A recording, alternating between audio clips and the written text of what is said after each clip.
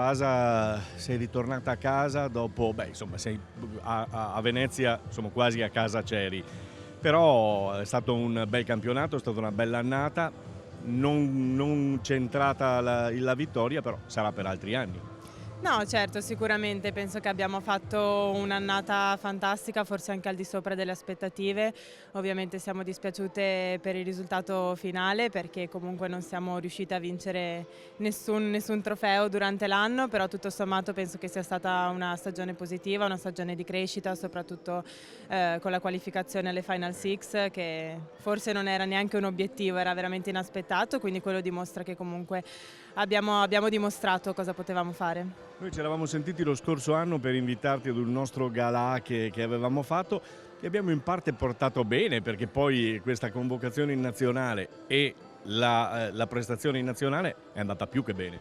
Certo, no, quest'estate è stato bellissimo, il bronzo europeo, anche quello totalmente inaspettato, e poi era comunque il mio primo campionato europeo, la mia prima partecipazione insomma in nazionale al di là delle qualificazioni, e quindi è stata un'emozione unica, mi vengono veramente i brividi alla pelle d'oca se ci penso, perché siamo veramente un gruppo unito, una bella squadra, e quindi penso che alla fine ce lo siamo meritato. I risultati sono arrivati perché abbiamo lavorato tanto e perché stiamo bene insieme, crediamo l'una nelle altre, quindi è stato bellissimo. Ma meritato, e anche meritato il fatto di aver riportato la pallacanestro italiana femminile ad un certo livello. No, sicuramente, penso che adesso abbiamo raggiunto un certo livello ed è il livello che vogliamo mantenere e migliorarci sempre di più.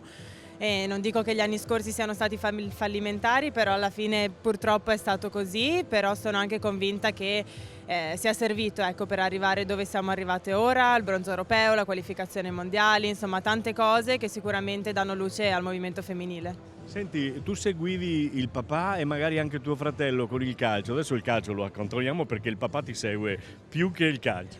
Sì, sì, no, adesso papà è ovunque, poi mi avvicina a casa, lui mi supporta sempre, è venuto ad Atene, verrà a Berlino, mi sostiene sempre, quindi sì, il calcio l'abbiamo un po' messo da parte. Non sarà contento tuo fratello, ma insomma. No, vabbè, anche lui comunque mi segue, ci tiene, io lo seguo, lo sostengo, comunque ci sentiamo, quindi al di là dello sport l'importante è esserci l'uno per l'altro, ci vogliamo un sacco di bene, siamo sempre presenti, quindi In bocca al lupo. crepi, grazie.